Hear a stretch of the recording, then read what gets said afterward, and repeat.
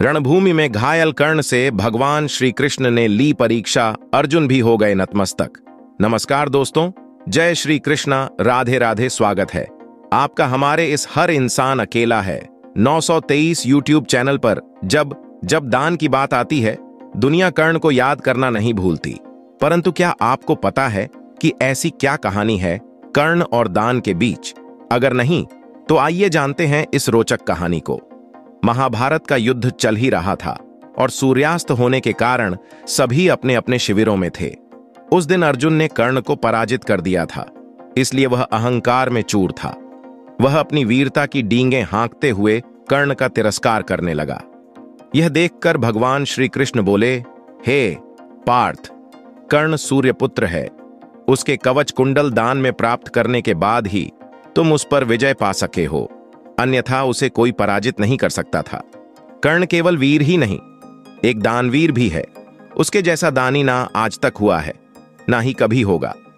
कर्ण की इतनी तारीफ सुनकर अर्जुन से रहा नहीं गया और वह तर्क देकर उसकी बुराई करने लगा।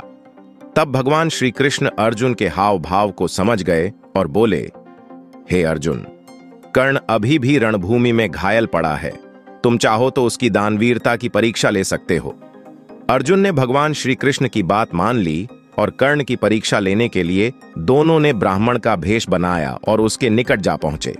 मरणासन्न होने के बावजूद भी कर्ण ने उन्हें प्रणाम करते हुए वहां आने का कारण पूछा। भगवान श्री कृष्ण बोले, राजन, हम यहां भिक्षा लेने आए हैं, कृपया हमारी इच्छा पूर्ण करें। कर्ण थोड़ा हिचक कर बोला, हे ब्राह्मण देवता, मैं रणक्षेत्र में घायल पड़ा मृत्यु का इंतजार कर रहा हूं। मेरी सारी सेना भी मारी जा चुकी है। अब मैं आपको भला क्या ही दे सकता हूं? तब भगवान श्री कृष्ण बोले, राजन, अब हमें खाली हाथ ही लौटना होगा। परंतु अगर हम खाली हाथ लौटे तो आपकी बहुत बदनामी होगी। लोग आपको धर्महीन राजा के रूप में याद करेंगे।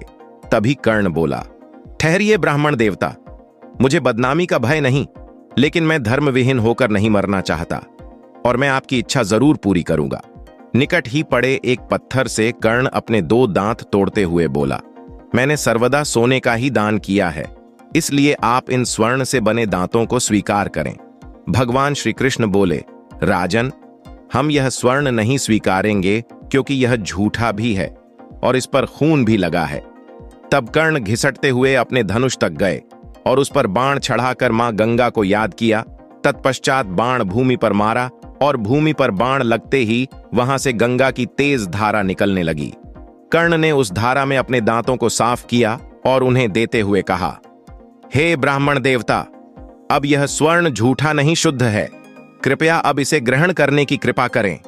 अर्जुन और भगवान श्री कृष्ण अपने वास्तविक रूप में आ गए और यह देखकर कर्ण भावुक हो गए। तब भगवान श्री कृष्ण कर्ण के लिए भावुक होते हुए उसे 3 वरदान मांगने को कहा। कर्ण ने वरदान रूप में अपने साथ हुए अन्याय को याद करते हुए भगवान श्री कृष्ण के अगले जन्म में उसके वर्ग के लोगों के लिए कल्याण करने को कहा। दूसरे वरदान में उसने मांगा कि उसका जन्म उस राज्य में हो जहां भगवान श्री कृष्ण का शासन हो, और तीसरे वरदान के रूप में अपना अंतिम संस्कार ऐसी जगह करने को कहा जो पाप मुक्त हो। भगवान श्री कृष्ण तीसरा वरदान सुनकर दुविधा में पड़ गए थे, क्योंकि इस संसार में कोई ऐसी जगह नहीं है जहां पाप न हुआ हो। बहुत सोचने विचारने के बाद भगवान श्री कृष्ण ने उनका अंतिम संस्कार खुद किया था। यह पूरी लीला देखकर अर्जुन भी कर्ण के समक्ष नतमस्तक हो गए। तो दोस्तों, वीडियो आपको कैसी लगी? कृपया कमेंट बॉक्स में हमें जरूर बताएं और ऐसे ही और भी वीडियो को देखने के लिए हमारे इस चैनल को सब्सक्राइब जरूर करें और कमेंट बॉक्स में सच्ची श्रद्धा से जरूर लिखें, जय श्री कृष्णा, राधे राधे। वीडियो को अंत तक देखने के लिए आपका धन्यवाद।